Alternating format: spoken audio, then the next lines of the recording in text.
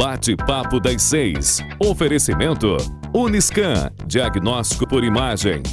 Rio Doce Radiologia. Unicor. Conquiste e proteja seus bens com a Pagoto Corretora de Seguros e Consórcio. Seguro e consórcio de tudo para todos. Peça sua cotação. Sua ressonância magnética com mais conforto e qualidade. Contamos com espaço interno maior que o convencional. E você ainda pode escolher sua própria música para ouvir enquanto realiza o exame. Uniscan Linhares. Diagnóstico por imagem. Conquiste e proteja seus bens com a Pagoto Corretora de Seguros e Consórcio. Seguro e consórcio de tudo para todos. Peça sua cotação.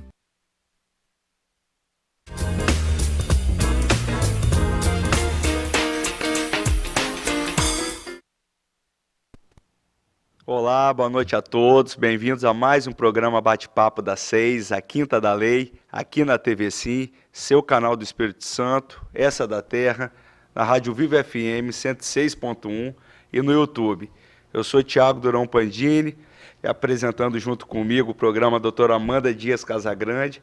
Amanda, programa hoje, nota 10, hein? Tá lindo, né? Você viu já. Né? Olha nossas convidadas. Mulherada comandando a bancada aqui. Você né? tá de bendito ao fruto. Minha querida, estou muito bem acompanhado. E hoje, o som tá tudo certo aí, que eu tinha visto você fazendo? Tá dando um eco. Eu tava aqui fazendo umas mímicas. Então a produção já vai resolver tudo, de acordo com o ponto eletrônico vai ser resolvido. Aqui, o tema de hoje é acordo de não persecução penal. Para isso, nós estamos com duas excelências aqui ao nosso lado, que é a doutora Andressa Guzmão Zotelli, defensora pública do Estado do Espírito Santo, atuando na 2ª Defensoria Criminal, na Defensoria Pública aqui de Linhares. E também a doutora Graziela Maria Deprá Bittencourt Gadelha, promotora de Justiça do Estado do Espírito Santo, atualmente em Jaguaré e na 4ª Promotoria de Justiça Civil de Linhares. Mas antes de passar a palavra, produção, será que a TV Sincope está no ar? Se estiver no ar, só mais para frente, então a gente já começa o programa aqui com o pé direito, né, mano? Que bancada bacana, né? Você tinha até falado, Tiago, a gente não fazia uma bancada com 3 mulheres, porque a Amanda já manda no programa. Então, se eu ponho 3, coitado de mim. Gente, quem ouve assim até pensa, né, que é verdade. É. Mas assim, tô super feliz, porque eu acho que só teve uma vez que a bancada vieram duas mulheres como convidada. Isso aí, então hoje está tudo dominado. Sim. Doutora Andressa Guzmão Zotelli, defensora pública, a gente agradece demais ter aceitado o nosso convite para estar aqui falando para a sociedade tudo sobre essa parte aí criminal do acordo da não persecução penal. Muito obrigado. Eu que agradeço o convite, doutor Tiago. É um prazer participar do programa aqui com vocês pela primeira vez.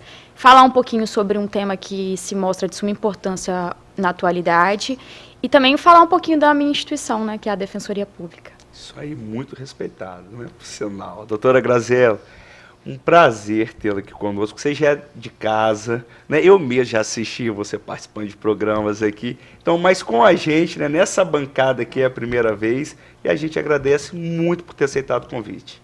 Obrigada, doutor Tiago. Obrigada, Amanda. A doutora Andressa também, que eu tive a honra de trabalhar aqui na comarca de Linhares. É um prazer estar aqui com todos os telespectadores da TV Sim, no YouTube, na TV, na rádio.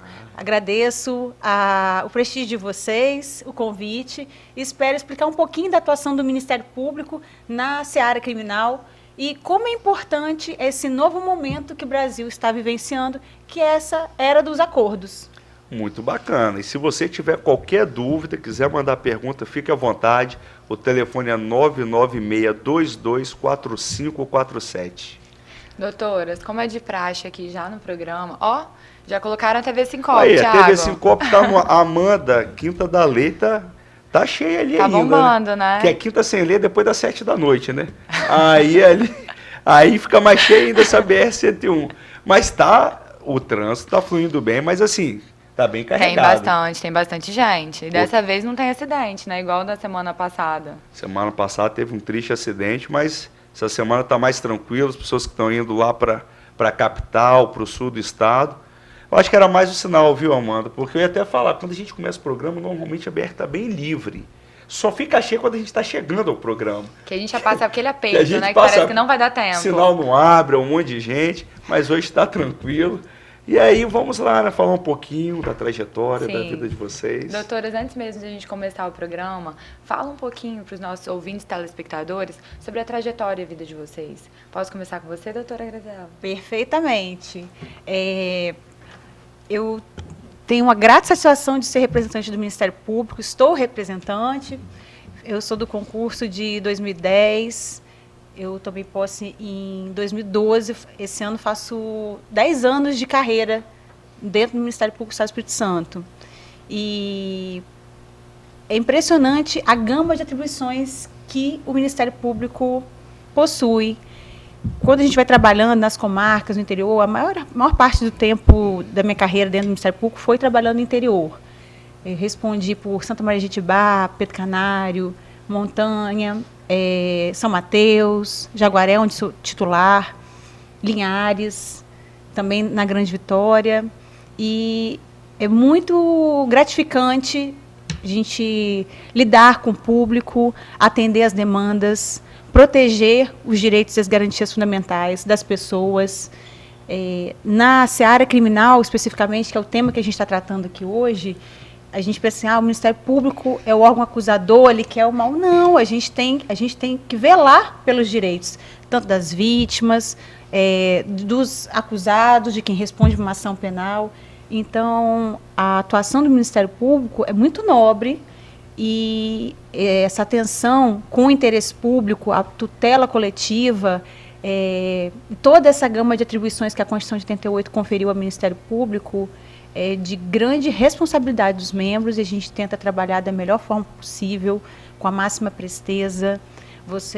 Quem está em casa e precisar acessar o Ministério Público, você não precisa, às vezes, ir fisicamente na promotoria, às vezes você quer denunciar alguma coisa, você vai lá, faz um registro na ouvidoria de forma anônima, ninguém vai saber quem fez essa denúncia. Então, a promotoria de justiça, ela funciona, além do expediente normal, que é durante a semana, também em regime de plantão.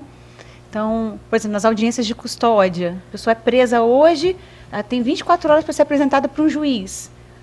Na custódia, está lá o membro do Ministério Público para fazer o requerimento da prisão ou pedir de liberdade e garantir dessa forma os direitos de todas as pessoas a partir das leis que nós temos no ordenamento jurídico. Muito bacana. É isso aí. E a Defensoria Pública, doutora Andressa? Então, eu sou defensora desde novembro de 2019, tomei posse aqui como defensora do Espírito Santo e atuo aqui na comarca de Linhares desde janeiro de 2021. Já passei pela vara do júri, também atualmente trabalho na vara criminal que responde pelos crimes residuais. Já atuei também na inicial de família e órfãos de sucessões e atuo também na execução penal. Eu sempre digo que é um grande privilégio ser defensora pública aqui no Espírito Santo. Primeiro porque é meu estado, né? Eu sou de uma cidade vizinha, Rio Bananal. Então, ter tomado posse nesse cargo foi uma grande satisfação pessoal. E segundo, porque, de fato, a função de defensor, né, é uma função muito bonita. A gente sempre fala que a nossa missão é servir ao próximo. A Defensoria, assim como o Ministério Público, né, foi prevista na Constituição de 88, também tem uma gama de atribuições muito grande. Né, nós atuamos em frentes defendendo direitos humanos, direitos dos vulneráveis também, né, pessoas idosas, deficientes, mulheres em situação de violência doméstica. E na seara criminal, que se restringe mais ao assunto aqui, nós atuamos em todas as causas em que a parte, né, em que o acusado, ele não constitui um advogado. E aí, independentemente da condição econômica, na seara criminal, é necessário, né, a lei prevê, a Constituição também, que a parte ela precisa ser assistida por uma defesa técnica, que no caso, quando a pessoa não tem um advogado constituído, é exercida pela Defensoria Pública.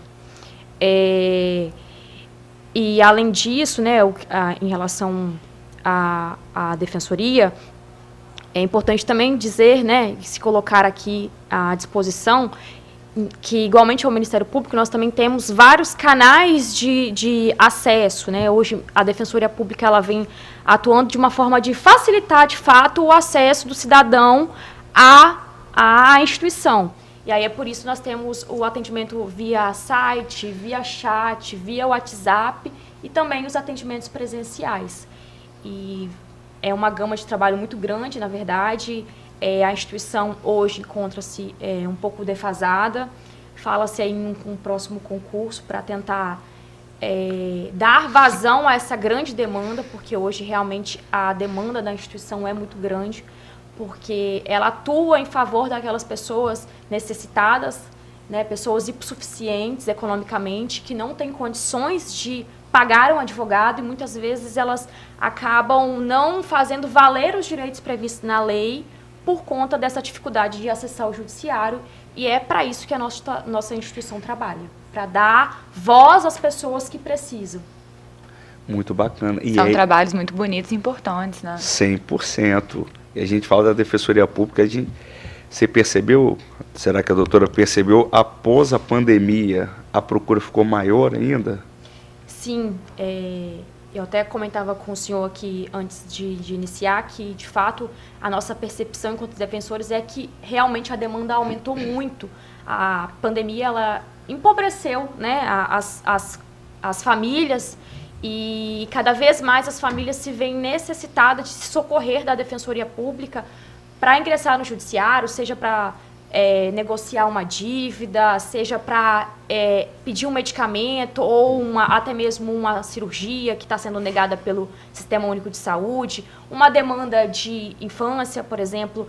Nós temos estudos que apontam que que o índice de crianças diagnosticadas com algum tipo de deficiência, espectro autista, aumentou durante a pandemia, e por conta disso, muitas famílias precisam, né, de um auxiliar na sala de aula, e aí, ao não conseguirem de uma forma administrativa na prefeitura, acabam procurando a defensoria, e a defensoria sempre trabalha em parceria com o Ministério Público, né? Na infância, então... Isso, as nossas instituições, como diria aí um colega, elas são co-irmãs, né, doutora? Foram previstas na Constituição, têm atribuições em certa parte similares, principalmente nisso que diz respeito ação civil pública, ação civis pública, as demandas de vulneráveis, né, que aí engloba a infância, mulheres em situação de violência, idosos, enfim, sempre tentando atuar de uma forma conjunta para, de fato, né, levar a resposta e que o cidadão, né, que precisa e merece, né, para que seja tratado de fato com dignidade. Teve essa percepção também no MP? Olha, lá em Jaguaré, a minha atribuição é plena, né? Então, a gente lida com todas as matérias: família, infância, meio ambiente, consumidor, improbidade criminal.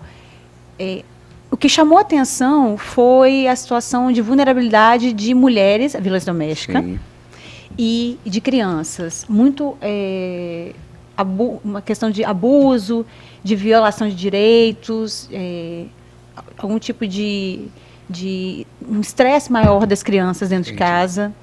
E uma coisa que a gente, assim, choca bastante, às vezes quem vai descobrir isso é lá na escola, a criança se automutilando, aí que vai começar a perceber o que está acontecendo, por que você está reagindo dessa forma, vai conversar com a criança fala, está acontecendo isso lá em casa. Entendi. Então, na pandemia, a gente percebeu uma alta mesmo em relação à violência doméstica e à violação de direitos com crianças e adolescentes. E aí, só complementando, em relação à questão do aumento da demanda, especificamente com o que eu trabalho atualmente, o que eu tenho percebido, né, inclusive há estudos já sobre isso, que a demanda envolvendo furtos famélicos, né, pessoas que acabam furtando algum tipo de alimento, principalmente em grandes redes de supermercado, aumentou muito. Inclusive, há um estudo da Defensoria da Bahia de que esse tipo de furto aumentou em 80% após a pandemia, ou durante a pandemia e após a pandemia, né? Aumentou bastante mesmo. A Amanda sabe direitinho desses dados aí. Aumentou bastante mesmo, na prática, aumentou muito. Agora, doutoras, como que funciona a justiça criminal no Brasil? Doutora, quer responder? Bom, assim, para o telespectador que às vezes não tem contato com a área do direito, falando assim de forma bem simples, para se ter uma condenação, a pessoa vai cumprir pena. O que precisa ter?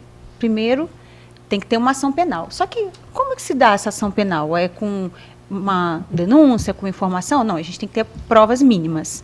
Então, para o Ministério Público, titular da ação penal, ajuizar uma denúncia, tem que ter a prova da existência do crime e os indícios suficientes de autoria. Sem isso, uma denúncia não é recebida no juízo criminal.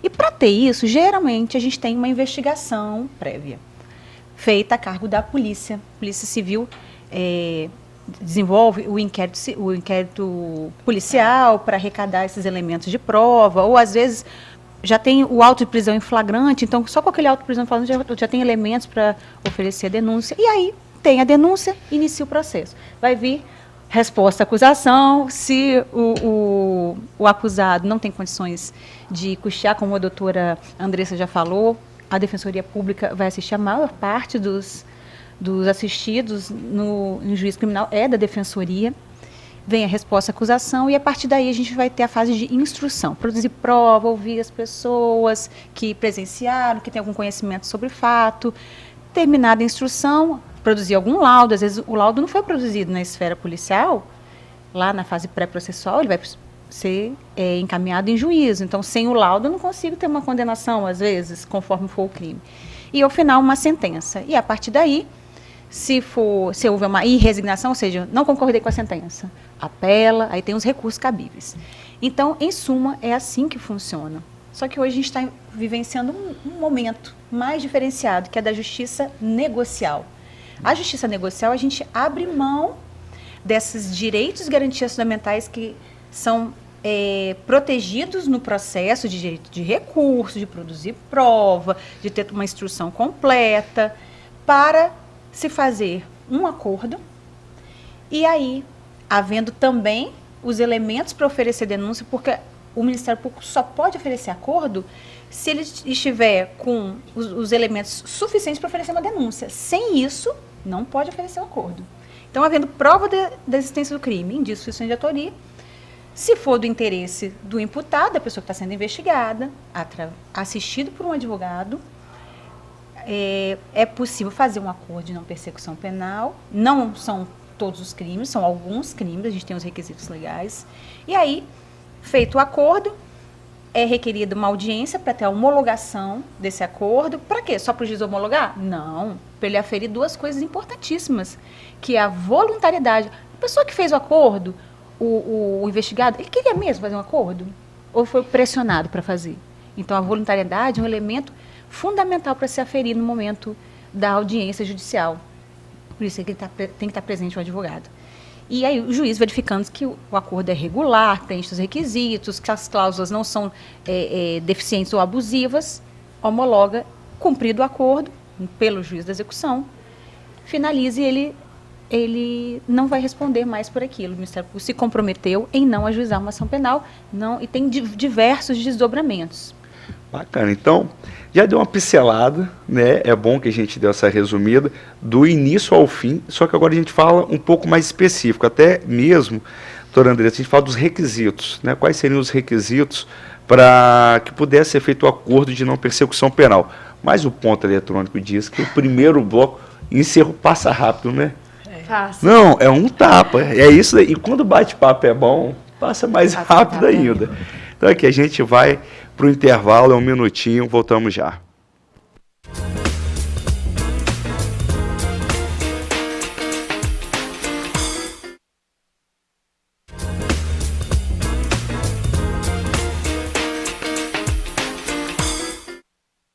Voltamos ao segundo bloco do programa Bate-Papo, das 6 à 5ª da Lei, aqui na TV Sim, na Rádio Viva FM e no YouTube. O tema de hoje é acordo de não persecução penal. Então, se tiver qualquer dúvida, fica à vontade, o telefone é 996224547. A gente volta agora, doutora Andressa, falando quais seriam os requisitos do acordo de não persecução penal. Tem até uma dificuldade que é um tema para a gente estranho, né? A gente que atua muito na área empresarial, quando chega na área penal, são acordo de não persecução. Fui ler hoje, eu li uma belíssima tese de mestrado, entendeu? Maravilhosa. Da doutora Graziella. Então, assim, eu consegui aprender um pouco. E está aprendendo mais hoje ainda, Não, né, com essa agora aula tô tendo aqui. uma aula com as duas doutoras, né? Vamos lá, Tiago, tentar esclarecer um pouquinho, né? Primeiramente, o que é esse acordo, né? Para que surgiu esse acordo? Aonde que é previsto, né? Sempre foi ou é uma alteração recente, né? Esse acordo de não persecução penal, ele inicialmente teve previsão em resoluções, né, do Ministério Público, que não tem natureza de lei. E aí, com o pacote anticrime, foi uma lei que fez mudanças significativas na legislação em 2019, que entrou em vigor em janeiro de 2020, foi incluído no Código de Processo Penal o acordo de não persecução penal, chamado por nós, operadores do direito, de ANPP. Né? Então, assim, durante a fala aqui, em algum momento falar ANPP é a abreviação. Qual foi a finalidade desse acordo, né, antes de entrar nos requisitos? Como a doutora Graziela disse, o processo penal, o processo criminal, ele tem todo um trâmite a ser seguido, né? Ele tem que observar o contraditório, a ampla defesa. E sabe-se, né, que hoje a justiça penal brasileira tem uma grande dificuldade de julgar os casos com a celeridade, né, e entregar a resposta para a sociedade, seja condenando, seja absolvendo, né, independente do resultado. Então, o direito brasileiro, ele vem, né, ao longo dos anos, caminhando, né, encontrando soluções para amenizar essa morosidade, né, essa grande demanda da justiça criminal. Começamos lá atrás com a Lei dos Juizados Especiais Criminais, que passou a prever, né, os crimes de menor potencial ofensivo, um rito diferenciado. Viemos caminhando, né, com a legislação que passou a prever colaboração premiada, a suspensão condicional do processo. Chegamos no acordo de não persecução penal, que foi inserido no final de 2019, iniciou em 2020. E a finalidade desse acordo foi justamente, né, desburocratizar crimes de médio potencial ofensivo. Esses crimes de médio potencial ofensivo são esses que a pena mínima, ela é inferior a 4 anos.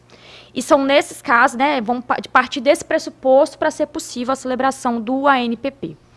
Então, a lei prevê que é possível que o órgão do Ministério Público, né, que no processo criminal é quem vai mover a ação penal, vamos falar assim para ficar mais claro para a população aí de casa. Nesses crimes que é uma pena inferior a 4 anos, né, em que não for caso de arquivamento, em que o órgão do Ministério Público ele visualiza ali nas investigações que foram feitas no inquérito policial, que ele tem prova da materialidade, que ele tem indícios de autoria, então ele poderia prosseguir, por exemplo, com o oferecimento de uma denúncia, em que a lei também ela exige, como um dos requisitos, a confissão formal e circunstanciada. E depois até, se a gente tiver um tempinho, quero discutir com a doutora Graziela a respeito, né, de como vem sendo adotado esse requisito dentro do Ministério Público, porque não ficou claro se já na delegacia deveria ser feito, inclusive porque nesse momento, inclusive a pessoa pode não estar acompanhada de advogado, mas a lei previu, né, crime com pena inferior a 4 anos, em que não é caso de arquivamento, em que há uma confissão, né, que é a confissão formal, e que a infração ela não é cometida com violência ou grave ameaça. Então, para esses casos, né, em que o legislador considera crimes de médio potencial, em que não há restado, né, não há violência ou grave ameaça, abriu-se a possibilidade de que o Ministério Público ofereça à pessoa, né, que está sendo, em tese, acusada da prática de um crime, um acordo. E é justamente um acordo mesmo, né? O Ministério Público ele vai designar um ato em que haverá a participação da pessoa que será intimada para comparecer ao acordo, né? Aí seja acompanhada por um advogado, seja acompanhada por um defensor público. E nesse ato, nesse acordo, nós iremos discutir as condições do acordo, quais as condições que a pessoa terá que cumprir, para que aí ela cumprindo, né, o acordo, ela não será denunciada e a ação penal se encerrará. E aí o mais importante que eu sempre falo com os assistidos da defensoria, né, porque a ANPP é uma matéria que eu trabalho na prática, que é um benefício justamente para acusados que não são reincidentes, é importante dizer isso também, que são pessoas primárias, Cumprindo esse acordo, ela continua como réu primária, ela não tem antecedentes criminais. Realmente, esse instituto veio desburocratizar, né, a justiça criminal, trazer celeridade, uma resposta mais eficiente, porque essa resposta chegando mais eficiente para a pessoa, de certa forma, isso acaba inibindo a prática de novos crimes. Correto? Não sei se a doutora concorda com o meu pensamento. E aí, né, ambas as partes acabam cedendo, né, cede o Ministério Público, que deixa de oferecer a ação penal, de perseguir, né, uma condenação a uma pena privativa de liberdade, cede o acusado, que poderia discutir, né, a sua inocência, e aí, cumprido o acordo, tem fim, né, esse procedimento. Doutora Graziela, a gente está falando bastante sobre o acordo aqui e tudo, mas só para o pessoal de casa entender um pouquinho mais. Esse acordo, como que ele funciona? É a metade da pena? Ele paga algum serviço? Como que é? É interessante porque quando a gente pensa em acordo, a gente às vezes vê filme americano e vê, porque lá nos Estados Unidos eles negociam pena, negociam acusação, e aqui no Brasil não é assim. Porque às vezes as pessoas pensam, o acordo na persecução é um plea bargain à brasileira? Não. A opção do legislador foi de dar uma margem pequena para o Ministério Público negociar e para o imputado negociar. Até porque o acordo é uma via de mão dupla. O Ministério Público abre mão de uma parcela do seu direito, que é o direito de punir, de oferecer ação, como o doutor Andrés já colocou, e ter a sentença, aplicar com todos os rigores legais, e o imputado, que é a pessoa que está respondendo, investigado, abre mão de ter todos os direitos e garantias fundamentais que um processo penal garante a ele, protege, e em troca de abreviar essa fase, fazer um acordo, homologar, cumprir e extinguir.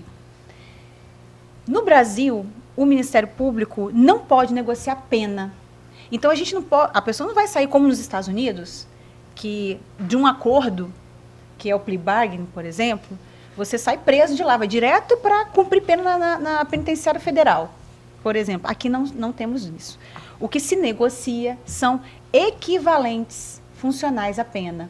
Então, o que pode ser imposto como sanção em razão da prática de um crime, que foi que o investigado disse assim, não, fui eu mesmo, aceito a sanção. Qual é a sanção que pode ser imposta? Equilibrando sempre com a prática do crime praticado. Sim, aí a gente vai até falar isso daqui a pouquinho, porque não é assim, por mais que às vezes eu preenchi todos os requisitos formais, a pena mínima é inferior a 4 anos, é sem violência ou grave a essa pessoa, ele não é reincidente, não é crime habitual, não é violência contra a mulher, mesmo assim, ele tem esse direito? Depois a gente fala isso. Mas o que acontece? O que ele vai negociar? Ele vai negociar sanções diversas à pena. Então, uma prestação de serviço à comunidade, restituição da coisa, a entrega dos bens e dos objetos que foram utilizados para a prática daquele crime. Então, são essas sanções que não são pena, que são negociadas no acordo. Ele não vai sair preso do acordo. Ele vai negociar outras sanções diversas da prisão. Bacana, né? Isso daí é uma Tá aprendendo, aula, né? Thiago? Bastante.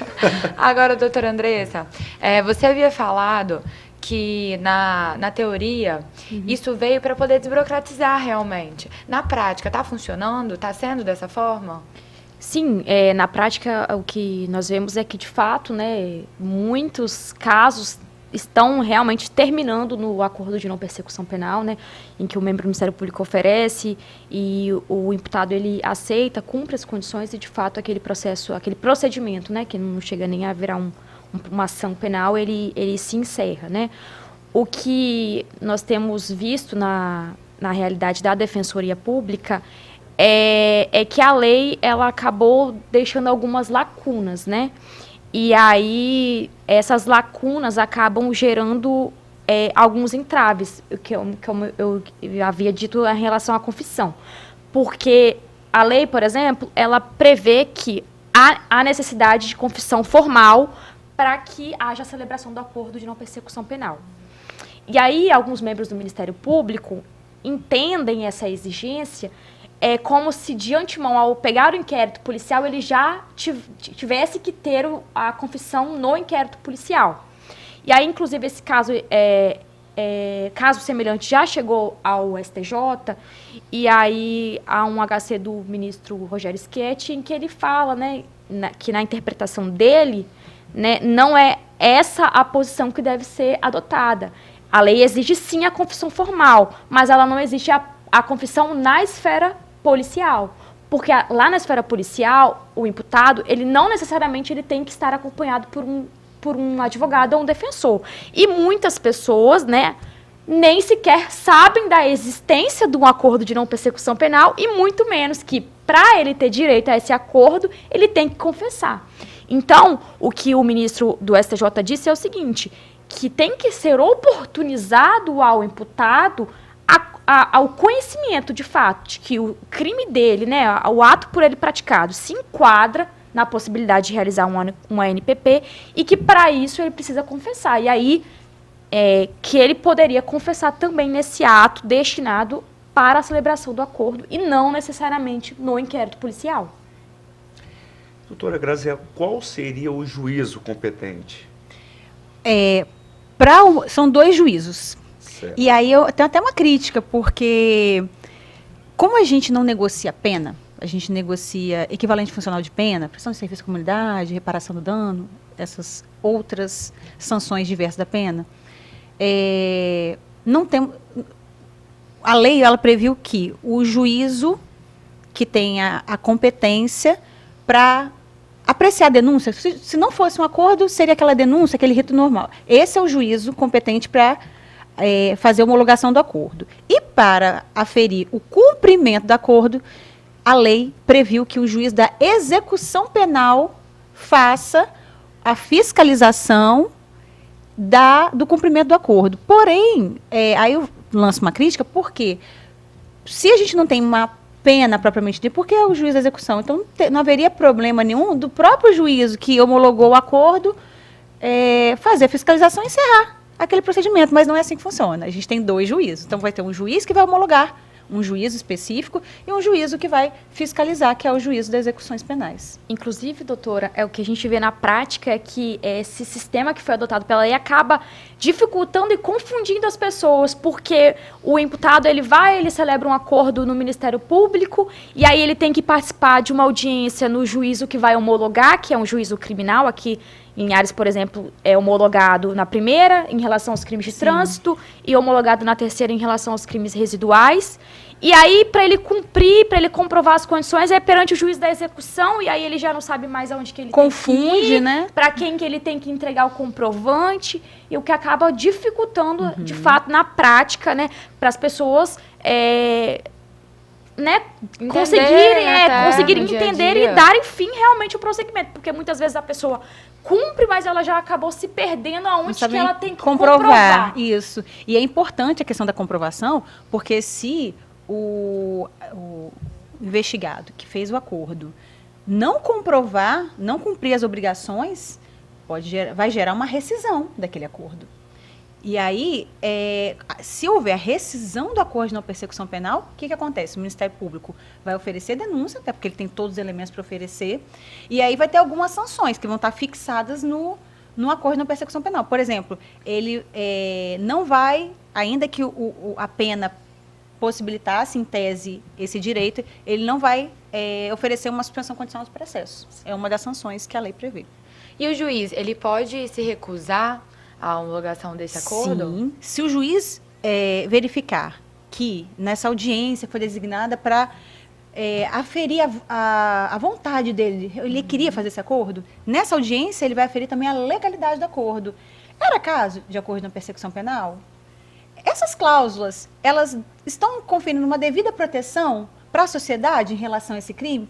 Teve reparação integral do dano? Então, por exemplo, no estelionato, o estelionato é uma pena que admite, ele é sem violência, grave ameaça. É o primeiro estelionato que a pessoa está respondendo. Teve reparação do dano? Eu causei um prejuízo de 50 mil reais. Teve essa reparação? Então, tudo isso vai ser aferido pelo juiz. Por isso que é importante demais essa audiência, não só para verificar se quem fez o acordo tinha vontade realmente de fazer o acordo, mas também para verificar se o acordo preenche os requisitos legais e é adequado. Bacana, né? Bacana, é isso aí. Amanda, de novo, passou muito rápido o segundo bloco. Ponto já te chamou? Ponto já chamou, e assim, o que nos entristece que o terceiro bloco é papo 1. Então, assim, a gente vai ter que fazer mais vezes, tá? Doutora Andressa, doutora Graziella, fiquem ligados com o WhatsApp de vocês. Vai ter parte 2. Vai ter parte 2, é isso aí. A gente vai para um breve intervalo e voltamos já.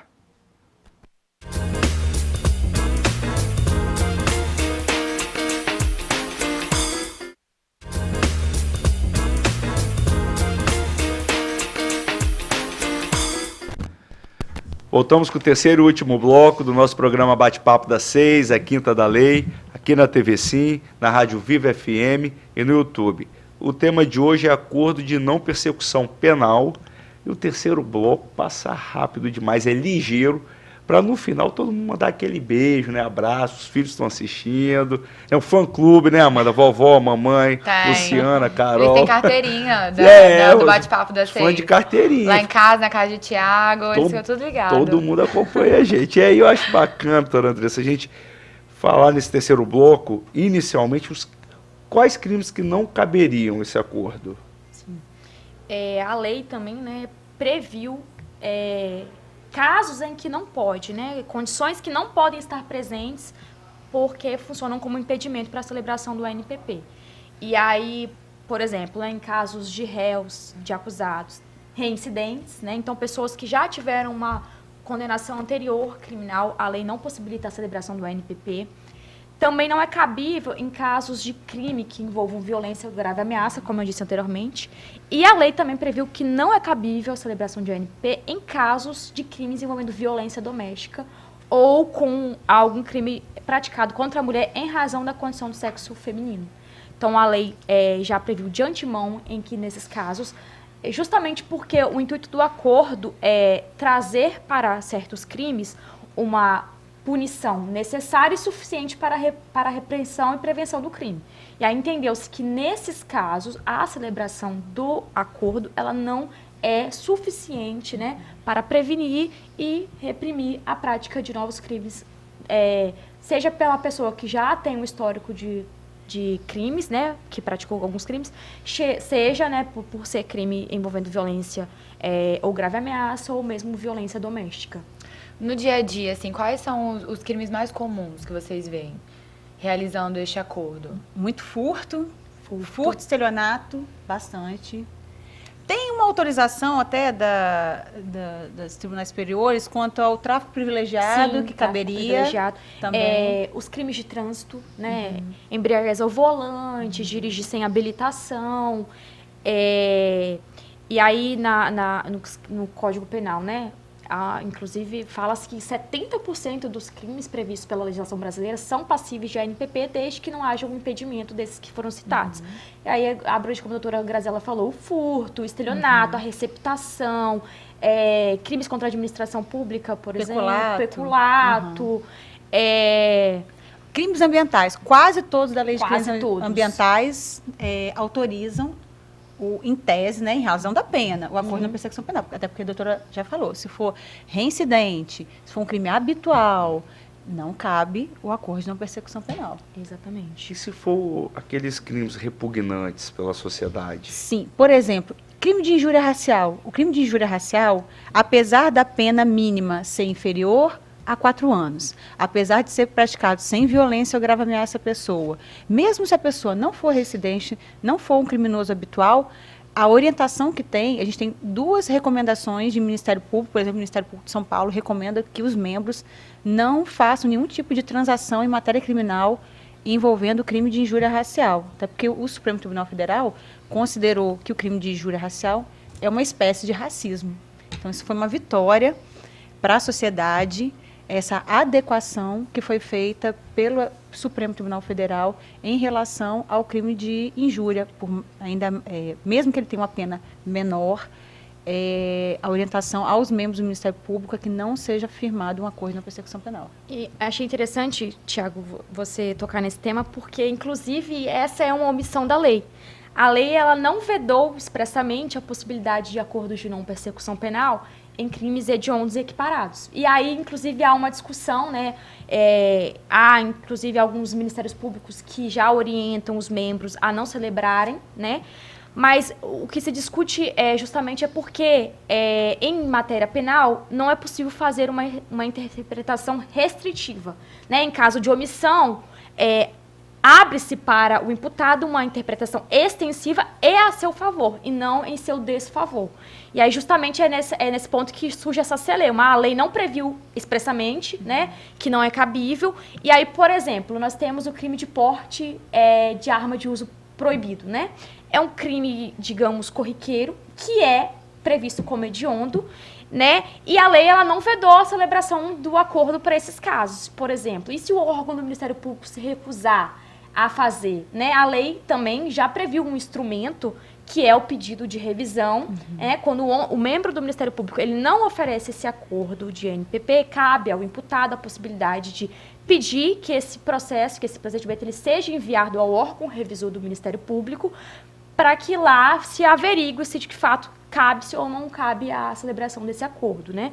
Então, apesar, né, de não ter uma previsão expressa de não cabimento, há hoje, por parte dos membros do Ministério Público, uma grande resistência em oferecer, né? Até porque o acordo, um dos requisitos, a lei diz que o acordo ele tem que ser necessário e suficiente para reprovação e prevenção. E aí muitos órgãos do Ministério Público, eles de antemão já dizem que não é necessário o suficiente para esse tipo de crime, não é isso, que é um doutora? requisito subjetivo. A gente tem todos os requisitos objetivos. A quantidade da pena, é reincidente, não é reincidente, tem violência doméstica, não tem violência doméstica, mas tem um requisito subjetivo, que é o que a doutora falou agora, a doutora Andressa, em relação à prevenção e adequação mesmo. A NPP é adequado? Então, a gente tem, por exemplo, no caso do crime de injúria racial, apesar dos requisitos objetivos estarem presentes, não seria adequado. Por isso tem a recomendação de alguns ministérios públicos para que os membros não façam acordo quando envolver crime de injúria racial. Inclusive, já há um procedimento no STF para discutir justamente essa temática. Se é cabível, se não é cabível a celebração de NPP em casos de crimes hediondos equiparados. Também há uma discussão no STF quanto ao marco, né, porque a lei ela surgiu em 2020, né, teve vigor em... E aí, os crimes praticados antes, como que fica? Então, há essa discussão, volta até o recebimento da denúncia, volta para processos que estão em andamento, pode revisar tudo, inclusive pessoas que já foram condenadas que agora seriam beneficiadas por esse instituto. Então, há essa discussão. Esse é um ponto importante, porque inicialmente a jurisprudência ela se dividia. Uma parte entendia que, quando a entrada em vigor da lei, poderia ser aplicado o ANPP mesmo aos processos em andamento, e outro entendimento jurisprudencial é que não cabia. Se, no momento que a lei entrou em vigor, existisse uma ação penal, a denúncia recebida, não caberia o ANPP. E hoje, o que vem sendo firmado nas duas turmas do STJ e no STF, isso está quase caminhando para ser pacificado mesmo, é que não cabe o ANPP aos processos em que já houver uma denúncia recebida. Seriam só para onde não há ação penal ou que a denúncia ainda não foi recebida pelo juiz competente. Essa matéria, inclusive, foi pautada agora para o dia 22 de setembro no STF para ser julgada. Qual o marco, né, temporal da possibilidade de celebração do NPP? Então a gente vai ter o bate-papo, parte 2, do acordo de não persecução penal, porque, assim, o tema é muito amplo. Sim. E, de fato, a sociedade tem todo acesso, né? Qualquer crime aí que ocorra, 70%, mais ou menos? Mais ou menos 70%. Então, quer dizer, é de suma importância. E o nosso compromisso com a sociedade é esse, trazer informação relevante e essa aula brilhante que nós tivemos aqui hoje, né? Então, o tempo está curtíssimo, encerrou. Mas, assim, muito bom, né, Amanda? Muito. Ainda mais que bate-papo produtivo. Que interessa a toda a sociedade. Doutoras, muito obrigada. Foi excelente, viu? Excelente mesmo a participação de vocês. Muito obrigada mesmo. Doutora Andressa, a gente agradece mais uma vez, viu, por ter aceitado o nosso convite. Se quiser mandar um abraço, um beijo, fica à vontade. Como eu disse no início, eu quem agradeço o convite, Tiago, Amanda, foi realmente um prazer participar aqui junto ao lado da doutora Graziela, que é uma uma pessoa a qual eu admiro muito, uma profissional muito comprometida, né, muito estudiosa, realmente observadora dos direitos e garantias fundamentais das pessoas que respondem ao processo criminal. E dizer realmente que é um instituto, né, de suma importância. Realmente ele veio para trazer uma nova cara para a justiça criminal, para crimes de médio potencial ofensivo, e dizer, né, que a Defensoria Pública ela está à disposição do cidadão, seja para esclarecer dúvidas, seja para atuar ao seu lado, até mesmo na celebração dos acordos de não persecução penal. E só isso. Só agradecer. E assim, questão de agradecer, tem que ressalvar que o trabalho das doutoras é muito admirado, viu? Com certeza. Só escuto falar muito bem. Então, assim, os parabéns, porque vocês estão representando da melhor forma possível cada órgão que as doutoras atuam. Doutora Graziela. Gostaria muito de agradecer o convite da TV Sim. Doutora Amanda, tive o prazer de ministrar uma palestra lá na Faceli, esse ano, sobre carreiras jurídicas. Aí eu tive a oportunidade de conhecer a doutora Amanda pessoalmente, doutor Tiago também, muito obrigada pelo convite. Doutora Andressa, eu já tive a oportunidade de fazer diversas audiências, muito tranquilo trabalhar com a doutora Andressa, pela clareza da exposição, o debate das teses, de forma aguerrida, defende mesmo os assistidos, e reafirmar que o Ministério Público está de portas abertas, não precisa marcar horário, é só chegar para falar com os servidores, com o promotor de justiça. Às vezes, eu não consigo falar promotor de justiça, aí é audiência, a gente responde por muita coisa. Eu mesmo estou respondendo lá em Jaguaré, aqui, e ainda, às vezes, amanhã eu estou fazendo as audiências concentradas das crianças, do lar das crianças, por exemplo. Puxadíssimo, então, a gente vai trabalhando dando um jeito, né? Um beijo para os meus filhos, para o meu esposo que está assistindo, que falou que ia assistir. E agradecer mais uma vez o convite. Muito obrigada. Amanda, bom demais, né? Que programa bacana, quando né? O programa é assim, fica até fácil. Nossa Senhora. Thiago, eu só olhava para ele, que tava ele assim, só prestando atenção. Lógico, uma aula. Então, exatamente, foi excelente. E sempre bom a gente estar aqui às quintas, né? Nosso compromisso semanal. Juntos. E a gente faz com todo o prazer do mundo. Isso, é muito bom mesmo. Muito obrigada, viu? Isso aí, agradecer a todos que ficaram com a gente até o final, lembrando que amanhã tem reprise de 6 às 7 da manhã, ou seja, quinta-feira o programa é ao vivo, na sexta tem reprise e no domingo também, a partir das 15 horas, os programas semanais vão ao ar, mas lembrando que o bate-papo das 6 é de terça a sexta, mas só a quinta é a da lei.